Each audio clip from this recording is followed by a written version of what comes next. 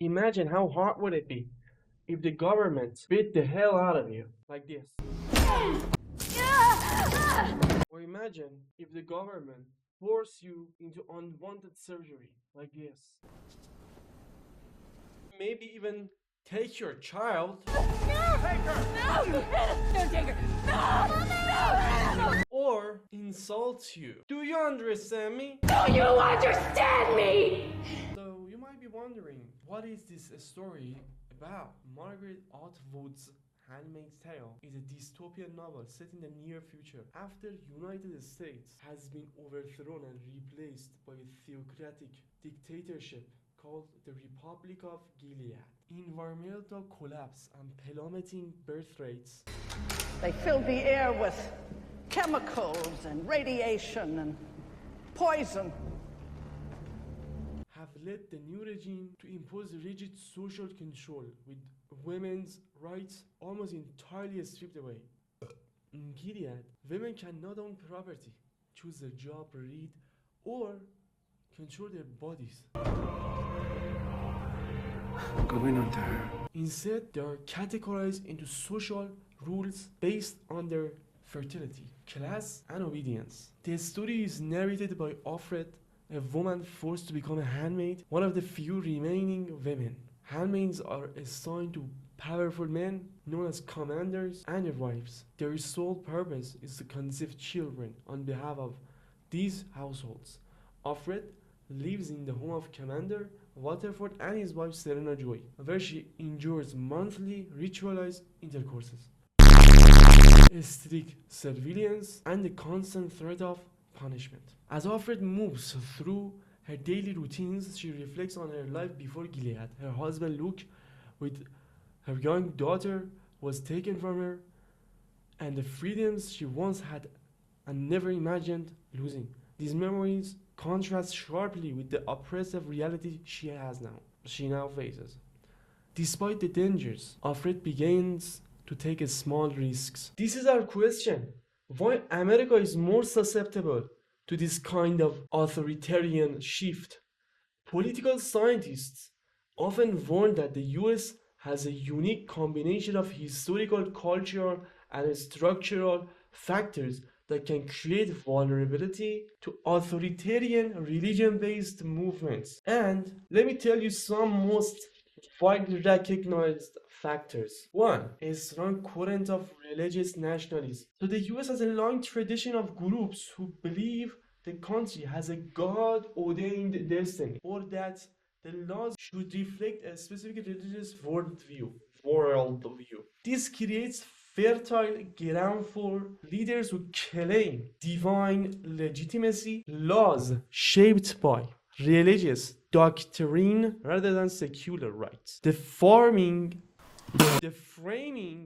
of political opponents as immoral, un-American, or enemies of God. This is not common in most Western democracies, where religion plays a much smaller political role. So the US is one of the most polarized democracies in the world, and high polarization increases fear, justification of extreme solutions, willingness to accept a strong man leadership, and demonization of the other group. So when a society has a wide inequality, people are more anxious, more willing to support extreme leaders, more likely to seek simple solutions to complex problems. So the US has one of the largest wealth gaps among developed nations, a condition frequently linked to authoritarian vulnerability. So buckle the fuck up. A cultural myth of exceptionalism. So what do I mean by this? Is many Americans are raised with the belief that the US is uniquely righteous or chosen. This can lead to ignoring early warning signs, dismissing threats to democracy as impossible here, assuming systems will correct themselves. So complacency is a major factor in democratic backsliding. Let me tell you what. The US has a long history of laws controlling women's bodies, recurring political attempts to regulate reproduction, and strong political movements seeking to enforce traditional gender rules. This directly parallels The Handmaid's Tale and makes the story feel particularly possible in an American setting. So the US media environment encourages misinformation, radicalization, echo chambers, and conspiracy-based thinking. Authoritarian systems rely on an information environment where facts are contested and fear is amplified. The US Constitution contains several vulnerabilities. One, presidential powers that can be stretched or abused. Second, the electoral college that can elect leaders without majority support.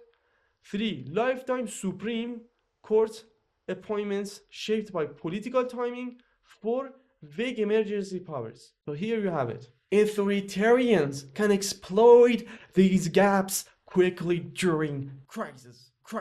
Modern America experiences frequent mass shootings, climate disasters, epidemics, political violence, and economic shocks. So there you have it. In moments of crisis, citizens are more willing to accept emergency powers. The exact mechanism glide used to rise. This is so fearful. The US has more private firearms than people and a long history of militia activity. If a political or religious group chooses to seize power, armed groups already exist, baby girl, unlike in most democracies. Let me tell you, authoritarian movements have already emerged. That is not good. From McCarthyism to the Patriot Act to modern extremists and nationalist groups, the US has repeatedly produced censorship movements, loyalty tests, moral policing, and surveillance practices. This shows the system is not immune to authoritarian impulses. I'm so sorry. God bless America. Why does this make America more susceptible? Because the US combines high religious influence, high polarization, high inequality, powerful execute authority, strong extremist subcultures, crisis-driven politics, a culture that believes it's immune. When all these ingredients exist together, a sudden shock, such as terrorism, economic collapse, or internal conflict, could enable a rapid authoritarian turn. So The Handmaid's Tale is not simply fiction, it's built from America's own historical and cultural patterns. That's it, baby.